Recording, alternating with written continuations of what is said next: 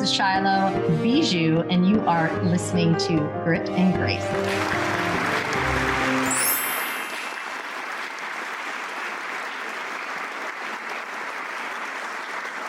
Welcome to Grit and Grace. I'm Shylo Bijold, and we have an amazing woman with us today. Let's get started. Oh my gosh, Barb Pitcock, I am so excited to have you on. This was like a last minute. We were just saying that last minute we wanted to do a show because number one, I was reading your story and I'm like, this is my story. Like I was reading some of the bio. I'm like, that sounds a lot like me, humble beginnings, all that stuff. But oh my gosh, say hello, tell our viewers and everyone where the heck you're from, who the heck you are. Let's do Oh my this. goodness. Well, my name is Barb Pitcock. Like Shylo said, I remember the first time I ever heard you speak. I was at a Most Powerful Women event and I was probably the least powerful at the time. I was absolutely broken. So humbling just to be on with you, and how we met is just a crazy story, but nothing happens by coincidence. So I'm at a little town of Russell, Kansas, and it's got no claim to fame other than Bob Dole was born and raised here. And today, the little town I live in, which is a couple stoplights, less than, 2,000 people would be an optimist putting that on our population sign. But today, the town was definitely in the news with the funeral of Bob Dole in his late 90s. And really, it's a farming community. There's not a lot of opportunity out here. Oil and farming, which has really taken a hit this year. And so, Dave and I were both born and raised here. I'm the oldest of five. Dave only had one sibling, and raised by single moms, and definitely learned from the school of hard knocks. Neither one of us have a college education. Well, Dave did. He was going to school and got a full ride baseball scholarship, fell in love with riding bulls, and left college and became a professional bull rider. And I just went to beauty school, and so we're just really small town, humble beginning kind of people. And like today, Shylo, when we decided to do this, I had a 6-hour drive. Like there isn't a city within hours of us. And so I was just driving home as quick as I could to jump on here with you, and very privileged to be your guest. Oh my gosh, I'm excited. So it says from bankrupt to beautician. I love that. You're also an author. We need to highlight that. You and your husband both have your own books. Incredible story. You're in the network marketing space, but we have had all these other connections. We should have known each other way longer than this. It's incredible how you saw me at a women's event. We connected today through some other things, and it was like poof magic, very definitely. I relate to you in many ways of your story. I also come from humble beginnings. Everybody who's listened to my story on here, small town, maybe 1,500. I always say there was more bars than gas stations. Here too. It's a railroad town. I know. I'm from a railroad town. I also married a professional racer at one point in my life, or a professional athlete. And I definitely know that lifestyle as well. Bull riding. How cool is that? But Midwest, we're both Midwesterners. So we do have a lot in common. And, obviously the network marketing industry, and we're not going to go too much into network marketing as much as the story. I think the coolest part of network marketing is that anyone can become someone in that industry, because you don't have to have a college education. You don't have to have a business background, and it teaches you so many things. And we meet so many incredible people that impact us for the rest of our life in that industry. And so I really wanted to talk to you today about your actual story. Where did you get started? Growing up in a small town, there's not a lot of options, and you don't get exposed. It's not like social media was around back when it wasn't. So thank God too. Yeah, no, thank God. I always say that too. I'm like, oh my God, thank God there was no social media back in my heyday, because it would have been bad. There would have been pictures. I would have been erasing. Yes. Like, oh my gosh. I like to have my drinks, back in the day, and I had fun. And I also, I was in the restaurant industry, so I was a server. So I started out in that, but I've always worked all my life. So I'm sure you can relate to that, but let's hear a little bit more about you. Kind of, where would you say your real story began? Oh my gosh. I would say when I was a little girl, my dad left when I was 18, but growing up, my mom and dad were married, and just constant entrepreneurial. When I was little, my dad drove a cement truck and my mom was home. And I remember him like coming home for lunch break and them hugging and kissing goodbye, whatever, like back when life was just normal, I would say, you know. I was probably second grade when my mom and dad started a trucking business and they had a dairy distribution company. And then, mom and dad would both be working and they started buying rental properties. And so, first they had 2, then they had 5, then they had 7, then they bought a Sonic drive-in, then they bought a grocery store. And I feel like my real lesson in life came when my parents were so busy making a living, servicing accounts. Dairy Queen would be at a mix, no ice cream. Then the schools would need milk, no milk. So we were always like running 100 miles an hour. And I was the oldest of 5. So they were never home. And I watched them start to have challenges, as life got busier. I always say they were so busy making a living, there was no time to make a life. And I was really raising my brothers and sisters. When I was 18, the littlest was 3. And on prom night, I was a candidate for queen, which was so crazy because I was redhead, freckle face, low self-esteem always. And I speak in a lot of schools about something that's not business because I made a lot of mistakes at like 12 to 15. My grandma was kind of my mentor. She passed away when I was 12 and I felt very unimportant. I felt the ugly girl, always got made fun of. Red hair was not cool until I was like in my 30s. Then everybody was dyeing their hair red. But growing up, I feel like I was always like bullied and teased. And my grandma died when I was 12. Mom and dad were never home now. Nobody was really around. And I was probably struggling for intimacy and feeling important and being popular. Mm-hmm. And I made a lot of mistakes based on what would make me feel important. Basically, like looking for love in all the wrong places is what I would say. And I was engaged and gonna marry this kid that I had literally, I could just say it. I lost my virginity when I was 12. And, my grandma was a staunch Baptist. We were in church all the time. I couldn't even wear fingernail polish or a short skirt. And then I really felt, once I knew what I had done, I really felt like not good. I just felt not confident about myself. And I was in a pretty abusive relationship, planning to get married. I guess you think you grow up, you're with this one person, you graduate, you're in a small town. This is the guy I should marry. Totally. And I was engaged to be married on Christmas Eve. I was going to become a Catholic for him. I was going to have 14 people in my bridal party. It was just all this. There wasn't even social media, but it was like doing whatever, I guess you could say, to get attention.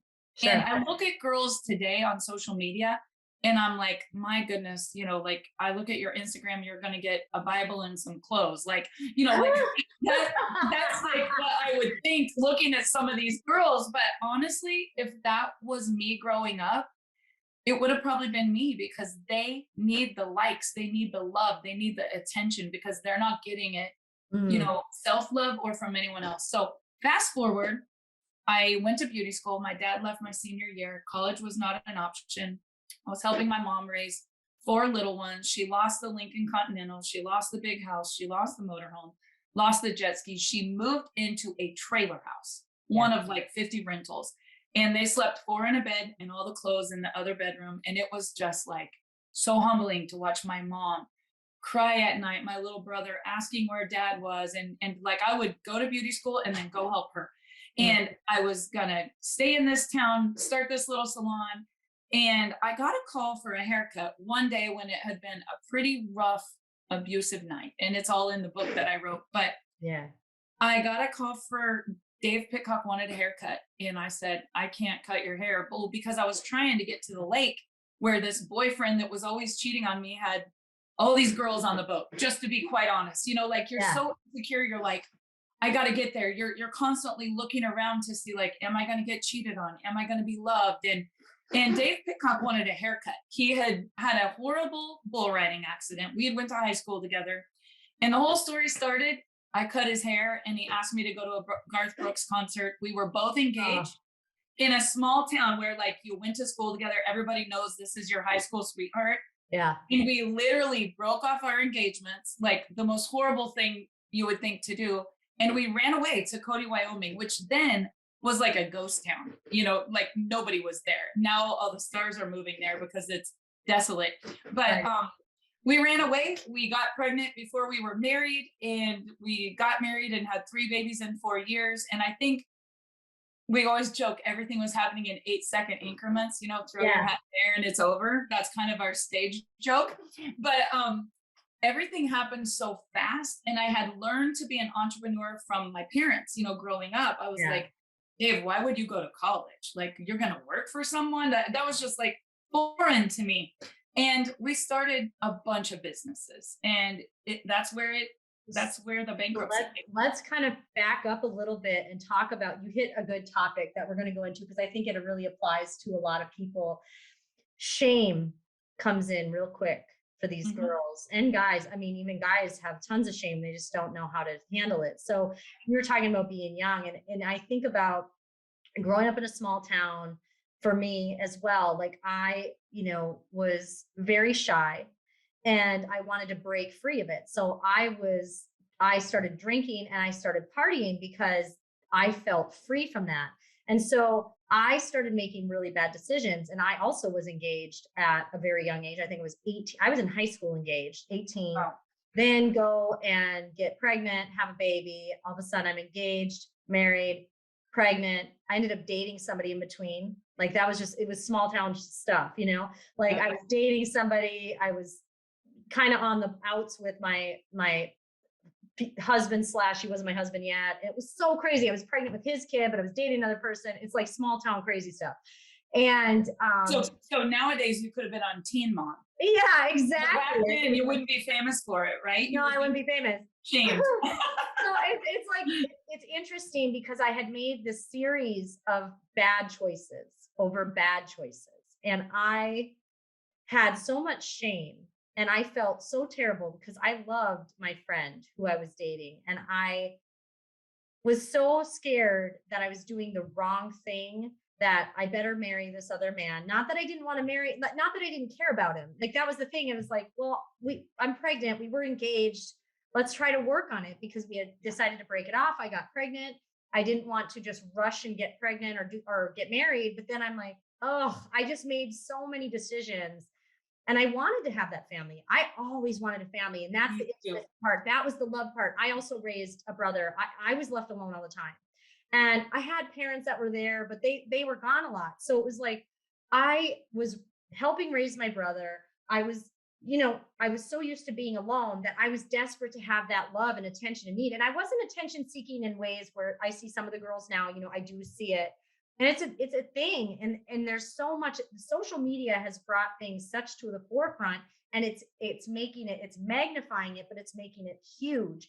Yes. And it's almost accepted, like, oh, go do this. Like, and so much pressure. It's so much pressure. And then you got to have the likes. And if you're not liked, and then the bullying, and you brought up bullying, like you add it, it's just like a million times worse because it's in everyone. It's not a small town now, because small town, what that's like. Everybody knows your business. Oh my God. Like, and once you've made one mistake, it's like they're never forgetting it. Oh, never. Like things that we did in 1996, people will talk about in 2021. Oh, it still happens.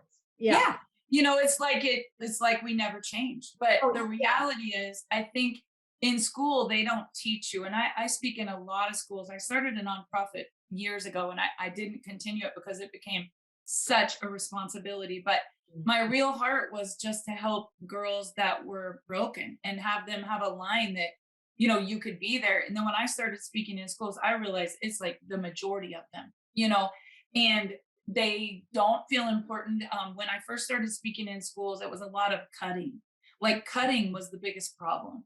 And I think if I was to go back and ask, like, what's the biggest problem? It's narcotics. It's eating disorders and pills. And like, they're doing whatever they can do because they want to get away from the pain. And I think, when I was growing up, I did have a grandma that gave me a strong faith, thank God, because somehow I always would fall back on that foundation. But I don't see that nowadays either. It's like a lost art. I wish I had 5 lifetimes, because there's so many things. I always tell Dave, like, we should start a church that's online for these young kids. We should do this. And, today after our conversation, I was like, we should start a camp. Like we should try to mend these people, and like there's so much that you go through that at the time you don't realize that it's temporary. Um, Fast forward years down the road when Dave and I weren't a failure, there was just an instant in our life where we had achieved the greatest success and yet we had the worst pain. And he lost his only brother to suicide. And it was, just like you said, the drinking, the masking the pain, self-medicating and feeling shame. He had made some bad decisions and there was a court date coming up and, just one thought, it was just a temporary situation that turned into a permanent decision. And I think so many people could relate to you and I, like they're going through hell and they don't realize this is just a chapter. It's not their entire lifetime. But how do you give people hope?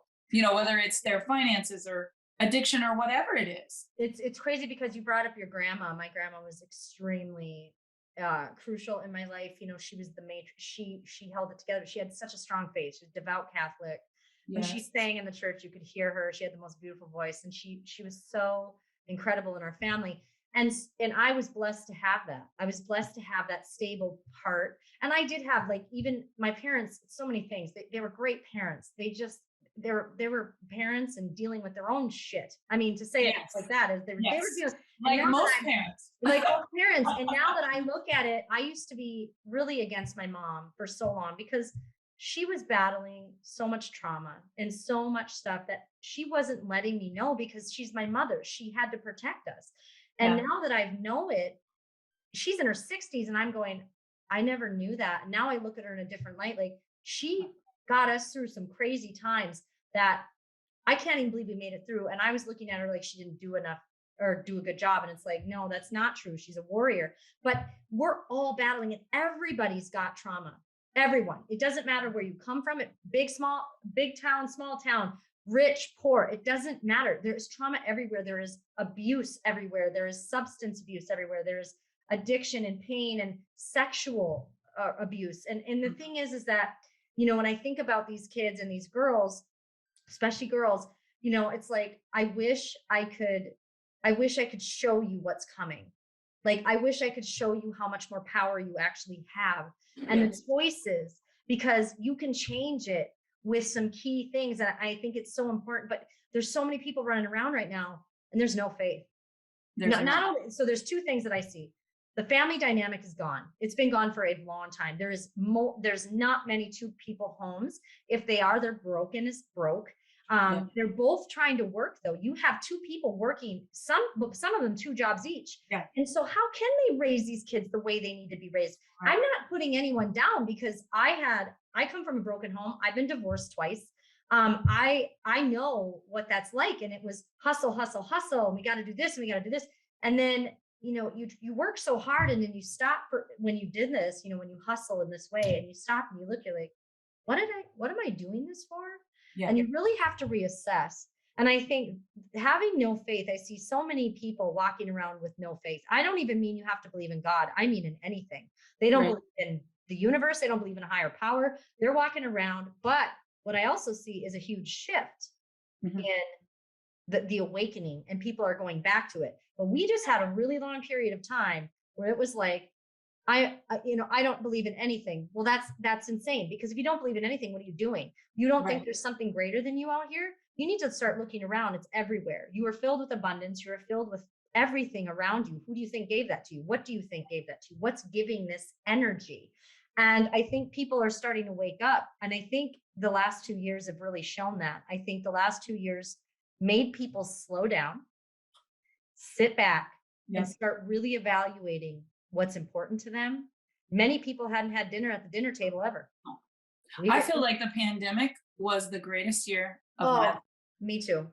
I mean, we had everyone home. Like my kids, I have 3 grandkids in Arizona, and they're calling like the baby was new. Like there's no milk, there's no chicken. Like what if they closed down the highways? I was like, get in your car and drive. Like everybody just grabbed a bag, and we're out here in the middle of Kansas where there's pastures full of cows and chickens and like everything would be, safe. And my daughter lives in Tulsa. She runs a retail store and like they closed, and she brought a duffel bag and Chance brought, a girl and 3 kids. And my oldest daughter is here, was working in our office at the company. And we were all in one house for 53 days. Now to them, I know it was hell. They were like, we got to get our businesses back open. We came here with sweatpants. And I was like, we should get a family picture. And they're all looking around like, the salons are closed and we came here with weekend outfits. We didn't know we were staying, 3 months. But I look back on that, the meals, the conversations, the board games, the prayer. Like, people don't get on their knees until they're afraid, until they're broken, until their little bit of uncertainty happens. And what we thought was going to be horrible ended up to be really a blessing. And I think down the road, when kids write their memoir of their life, growing up, they're never going to forget 2020 because, that was the year where they went and stayed or didn't see. Some people didn't see grandparents, and it was the exact opposite. It was a nightmare, grandparents that didn't see their babies and, families that didn't gather for Christmas. Like, I don't know, we were all kind of stuck here together, but I feel sorry for the ones that were on the opposite end. But we did all learn a lot from that. And the greatest thing is what we're doing right now, Shylo. Like this Zoom thing, oh my gosh. I was the girl that was on the road speaking in a different hotel, different living room. Like I thought these people that were trying to bring it all, home were out of their mind because I was a personal touch girl. Yeah. Man, when I embraced the system of, being online, it really exploded all of our businesses. And I'm thankful for that. It did. And I think it opened up the world to just a new way. Like there's things that I don't love about technology. It's a blessing and a curse, but there's things that there's no way we could have handled this 20 years ago. No. I think about when I was in school, I'm like, we would have failed school. This wouldn't happen. We wouldn't have been able to get through this. And now I just look like we have food delivered. We have such conveniences. We don't have to ever, if you want to stay home, you can. If you want to leave, you can. I mean, there's the limitations, of course, but there was a lot in that whole time period that I learned to appreciate. I took it as, and I say this all the time, entrepreneurs rose up from that. Because so many new things were created, people were creative. There was no excuse. There was no excuse to do nothing. You could have learned a language. You could have done anything you wanted to do because we have the technology to do it right from home. It's not like before. And so we saw so many entrepreneurs come up and rise. Businesses exploded, in our space for real. And the ones who were set up properly, totally. But it also forced people to get set up properly. And I think we're coming into a new age of just multiple 8-figure earners. I think you're going to start seeing more billionaires than ever, which is crazy, but you're really going to start seeing more 7- and 8-figure earners in all spaces because of the technology and because of what we had to shift and pivot. It's all about the pivot. It's all about learning new things. And we were forced to learn new things. Yes. And I think it was a blessing. So you had your kids home.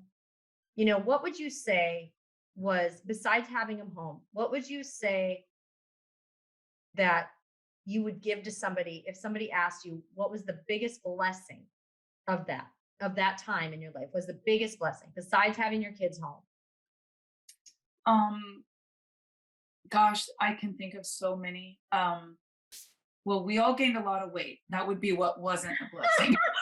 That happens too. I cooked like it was Thanksgiving, for 3 months, and that was my happy space. But we were launching a new company at the time on 3/16.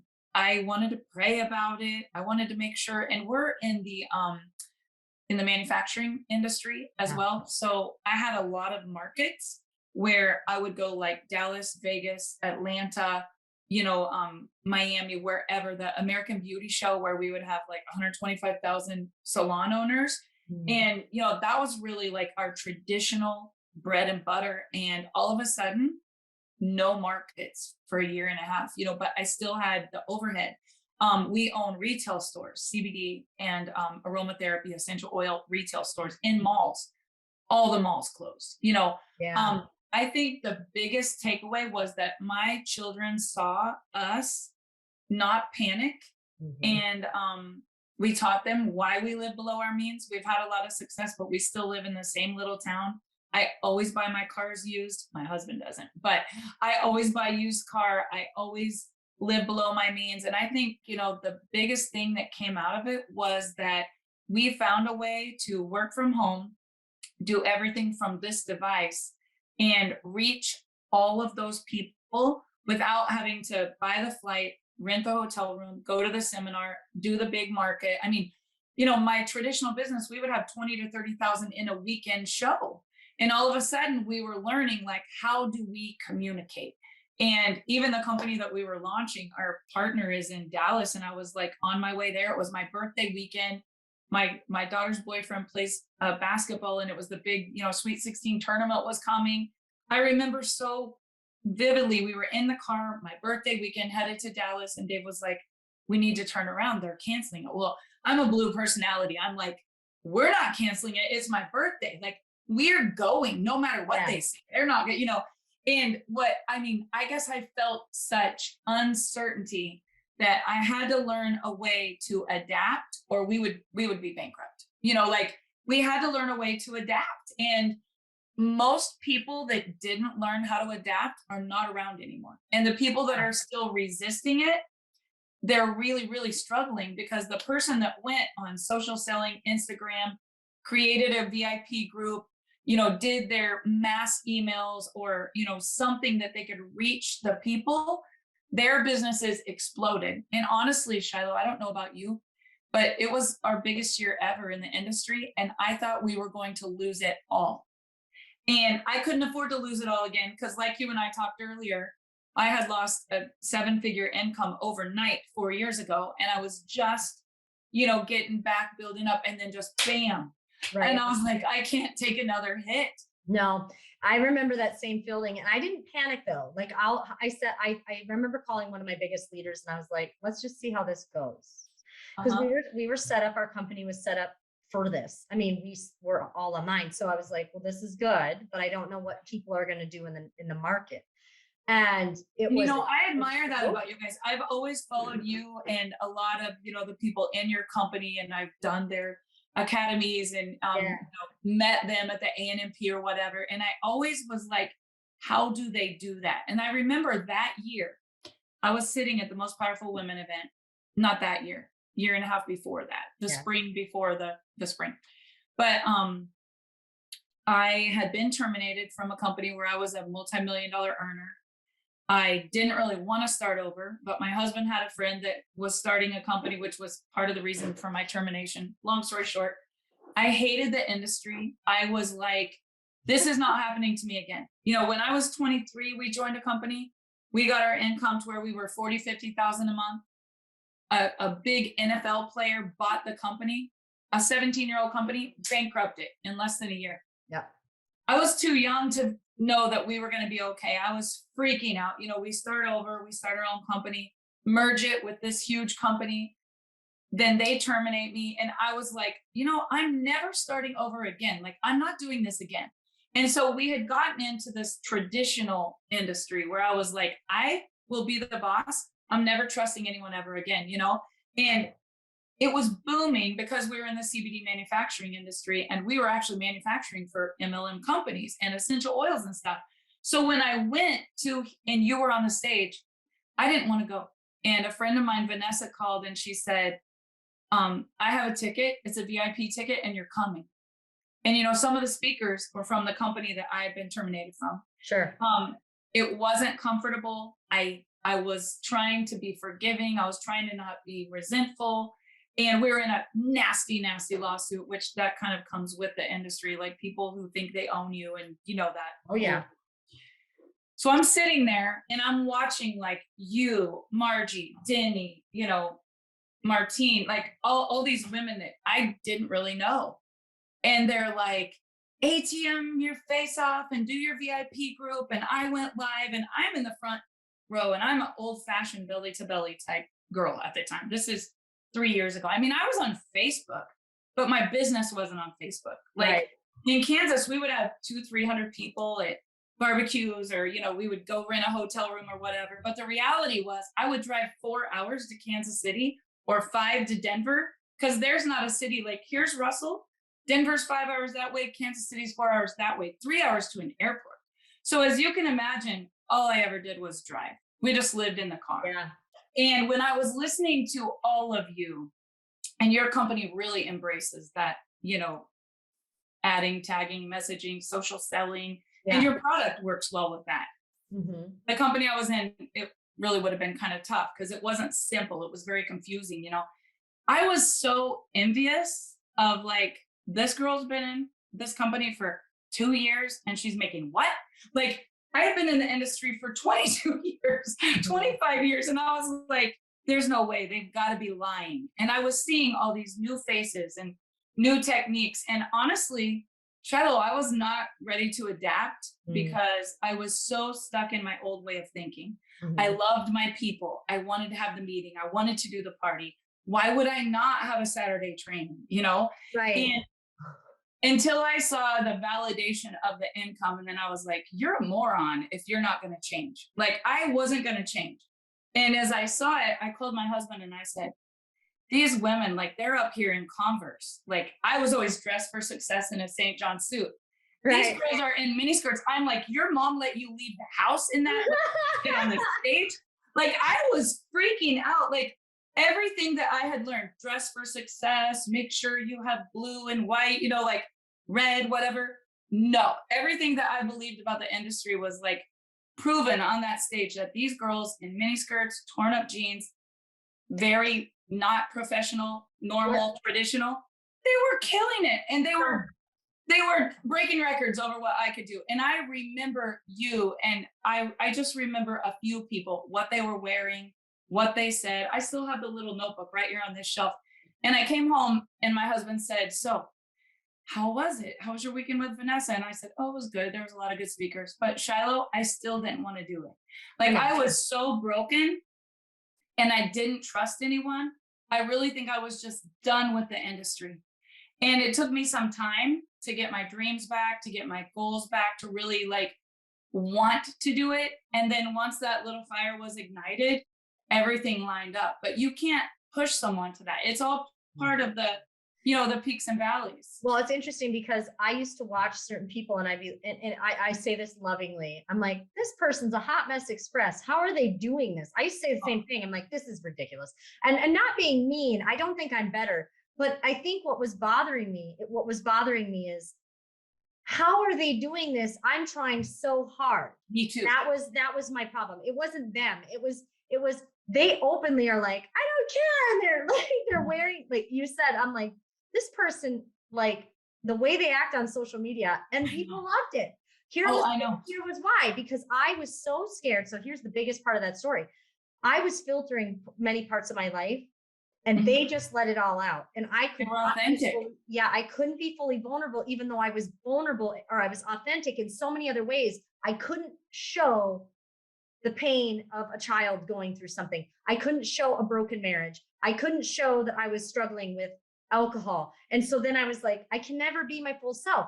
And so what COVID did is it broke me to my core. Although we had a great year, I mean, it was great in so many ways. I broke during COVID, and I had my moment, and I came out of it. And I finally, after quitting drinking, I was like, now I can be that person who I've always wanted to be and not have to filter anything, because I'm not afraid to say it anymore. I'm not afraid, because that was my thing. I'm like, this is my one thing. I can't let people see that ugly devil, because it's killed so many people in my family. And I'm like, no, I'm going to do it. I'm going to show people. And so for me, I used to say the same thing. And the other part of it is, change is hard. Like, when we're looking, we're like, but I'm trying so hard and I'm going to do this, and I don't want to change, because what if I change and I fail? What if I change and I can't do what this girl's doing or this guy's doing? And that was the fear for me. So I totally relate. I think your belief comes from the confidence that's worked for you. It's always about what we did 20 years ago, what we did 15 years ago, what we did 10 years ago. And I just wasn't good at it. I wasn't good at it because I had never tried it before. But Shylo, the thing that I think, and alcoholism, my dad was one of 7. He's the only one that is not an addict.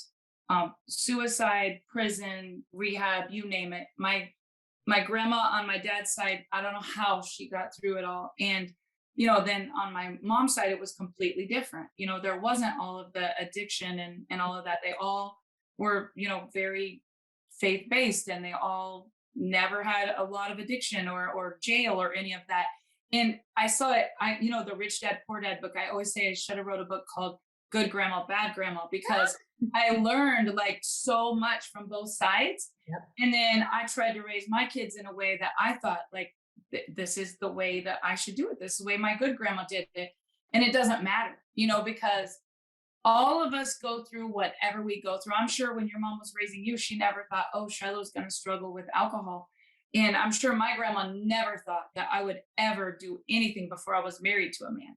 Like I feel like all of us have our own soul plan. And I've been reading a lot about this. Yeah. And it's hard because it's hard for us to watch people struggle and go through what they're going through. But look at your story, Shylo. And I mean, what was it for you that I'm curious, because addiction has probably caused more pain in our life. Dave lost his only brother to suicide, and his dad was a 3-time loser at rehab, and finally got it right the 4th time. And, one of my good friends, my youngest daughter, cheered at Kansas State for 4 years, and her best friend from high school and cheered with her at K-State. The mom and I were like this, and she's in rehab right now. And I just visited her last week, and like, she's the most beautiful, talented, amazing mom and woman and grandma. And like you said, it's just a devil that she fights every day. How did you do it? How did you just get better? Support, going through the right channels, finding people who can walk me through 12 steps, can do the things with me. I think the other thing was for my kids. I had to show my kids that this can be broken. I grew up around alcoholism everywhere I looked. I always say, shake the tree, it's going to fall out. Like they're going to fall out. Mental illness and alcoholism, here we come. And I always avoided it. I always thought I wouldn't do that because I watched my dad kill himself with alcohol. And I thought, no, I know better. I know. And I went through a lawsuit, and that lawsuit broke me to the core. But here's the cool thing about that lawsuit, and the cool thing about some of this stuff. I wouldn't change it for the world. I needed to be broken. I needed to fall on my face. I needed to have God show me, this is it, girl. Like, you either change or it's over. I was killing myself. I did not even recognize myself. I was so depressed. And if anyone's ever been through lawsuits, and you have, I wouldn't wish it on my worst enemy. And it nobody wins except the attorney. Yeah. The attorneys win. And so it wasn't, I'm not even angry about it.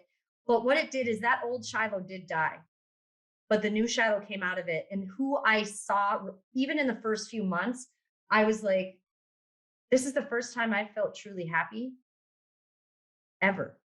Wow. And that was something I had never felt. And I probably struggled with depression, not severe depression, but I definitely struggled with it. And that social anxiety, here we are talking on stages, and I had, I had all these things. I would never have thought that. No, but I was afraid of public speaking. I had social anxiety. I used alcohol to get me through it. And when you start to learn, like, oh, it's that, but then it started to cause more problems than it ever helped. It never helped you. It never helped me. And so it was one of those things where it was for my kids, because they had grown up around it enough to see it. And I'm like, not this time. These kids need to see. And for my oldest daughter, for sure, I wanted to show her, this is possible.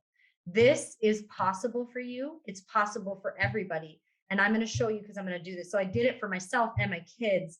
And I wanted to break the generational curse, because it's important for my brother, for my mother, to everybody to see that it can be done. Because my brother said something so profound to me. I said, I've never believed in 12-step programs or anything like that. And he's like, well, yeah, because everyone who ever tried in our family, or we knew, never made it. Like, no one ever completed it. It doesn't mean the program was wrong. It means, it was just what was going on, and I think it's really interesting when it's like, I never gave it a shot. I wasn't going to change. I avoided it for so long, but because it was on Zoom meetings, I said, yes, Zoom meetings, because we shifted so much, because we couldn't have in-person meetings. I would have never gone to an in-person meeting ever. No, I'm in a small That's town. I'm so not going to powerful. in-person. I'm not going to an in-person meeting, right? Like that was my attitude. Yeah. Well, I'll do that and save my life.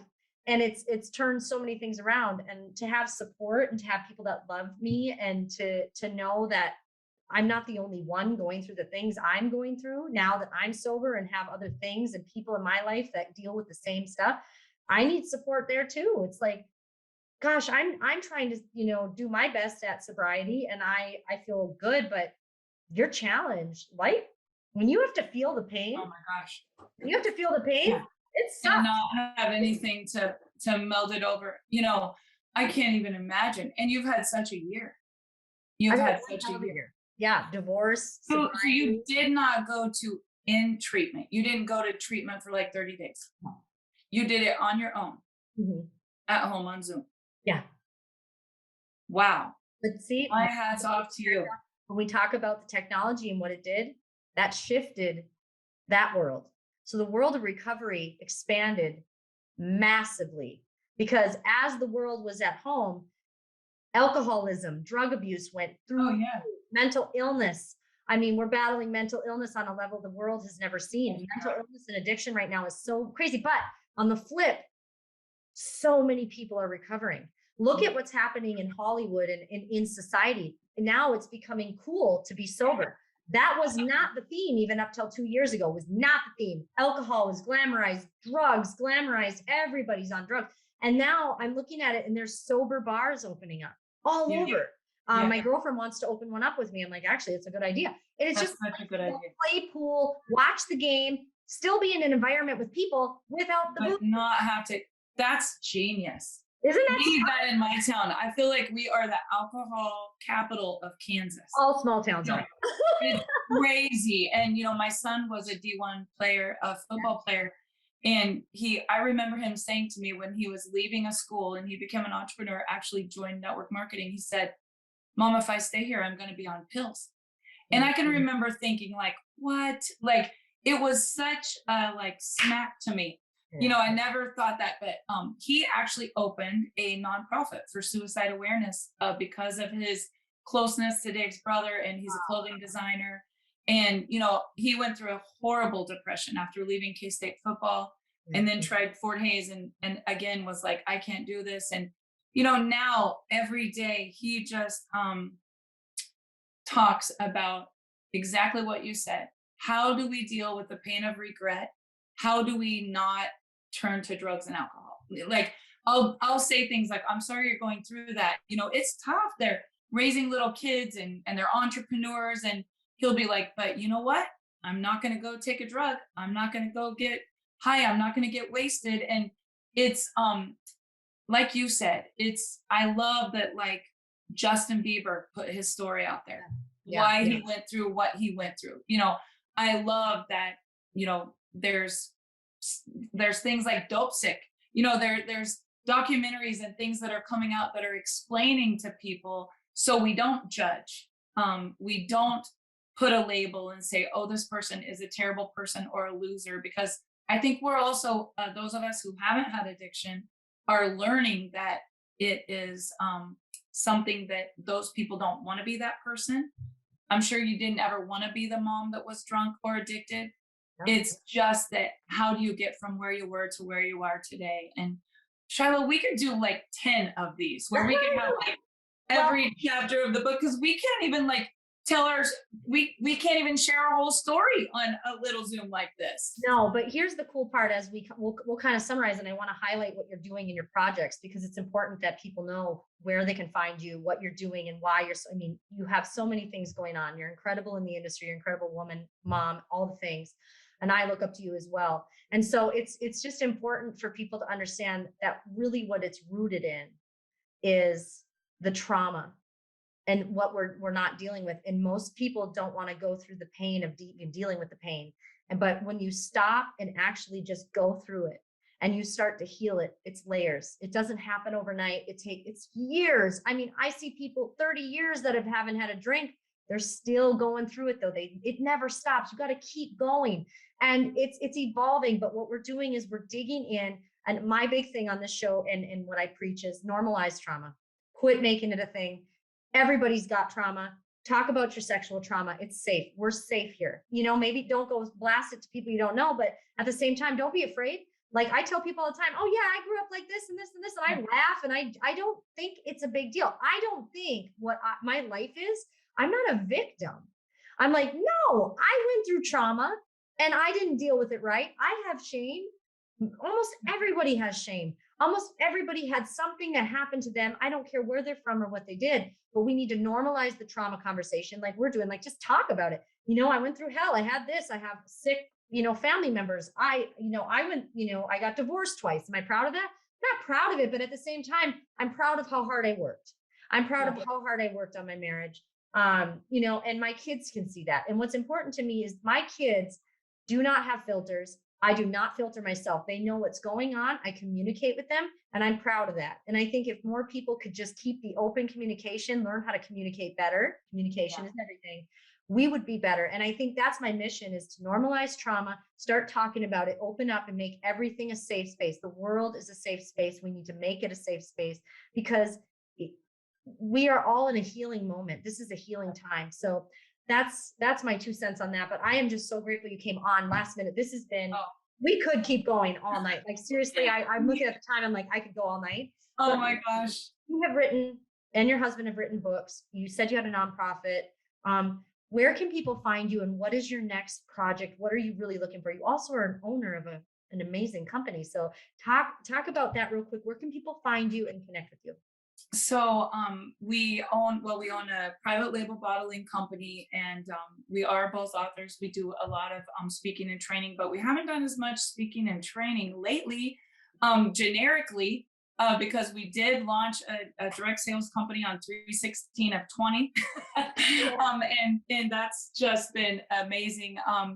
And this is not about recruiting, so I don't want to go into the company and all of that. But what I would say to you, Shylo, is that right now, I feel like this project, I love that you're saying normalize trauma, because we have had some of our biggest years in business, and never have I ever felt as much pain and just broken heart and like soul searching and like trying to figure out like, why am I in this chapter? And when you were talking earlier about a generational curse, like I am constantly like, I am breaking that. Like there is no way that I am going to let the enemy stop me right now. But I feel like the last 4 to 5 years and this wrongful termination that I felt I should fight for, because I was $1 million earner.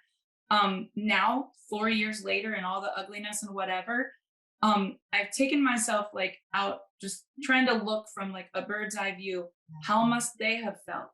What can I learn from this? Yes. Neither one of us are going to win. So it wasn't a good fit. Maybe they didn't like me. Maybe I was supposed to move forward. God's going to bless me 10 times, for everything that I lost. It's the patience, Shylo, that we have to have during that time, when if we just knew everything was going to be okay, we wouldn't have had so many sleepless nights or ended up with a terminal illness or whatever, because that stress, that trauma that you're talking about that people don't know how to deal with, it's so hard. And I think the biggest challenge, right now in this chapter of my life is really like, you raise your kids when they're young, but then raising adult children and just leading them in a way that you want them to have happiness, success, freedom, a healthy life. And it's just such a messed up world. It's just such a messed up world. So I love what you're doing. My next project, I have some really big dreams and I need 5 lifetimes to live it. But honestly, if I had to think what I would do right now with all the money in the world, I would probably open a center to help put families back together that are struggling with opiate addiction, heroin, alcohol, whatever, because things keep showing up in my life that I'm like, God, why is this showing up? From little until today, Dave losing his brother, my dad lost his only brother. And I just feel like if there was a way to give people hope, to say like, this is not going to be forever. Like, what can we do now to just get to the next step, and I love what you're doing. I feel like together with our stories combined, you've been through so many things that I've never been through. I cannot imagine losing a husband in a divorce twice. I don't even know how you're still standing. But what an amazing mom. I feel like your kids are probably seeing you fall and get back up and fall and get back up. And honestly, that teaches them more than just seeing a mom have success. So our kids have definitely seen us struggle and get back on top. And I love the name of your new group. I was like, oh my gosh, a comeback queen. Isn't that what we all want to be? Yes. So thank you so much. You really had a huge impact on my life this morning when we were in a Zoom room, and I can't wait to get to know you better. But thank you for having me on your show, and anything I can ever do to empower another woman or man, I would love to be able to share. So thanks for having me. Absolutely. And this has been an incredible episode. And thank you everybody for tuning in. I am Shylo Bijold. This was Barb Pitcock. You can find her. We'll drop the links in below, and we'll catch you on the next one. Grit and Grace, always fun. Glutathione is a big word. It's the body's own master antioxidant. It's a scavenger for free radicals, bacteria, and viruses. There are no products in the market with the ingredient NASET. NASET increases the production of glutathione that's in our body already to strengthen and enhance our immune system, elevate sense of well-being, support muscle strength and endurance, cognitive function, and liver support. It helps with increased energy and blood sugar regulation. Get your bottle of GSH Plus from www.salvationnutra.com.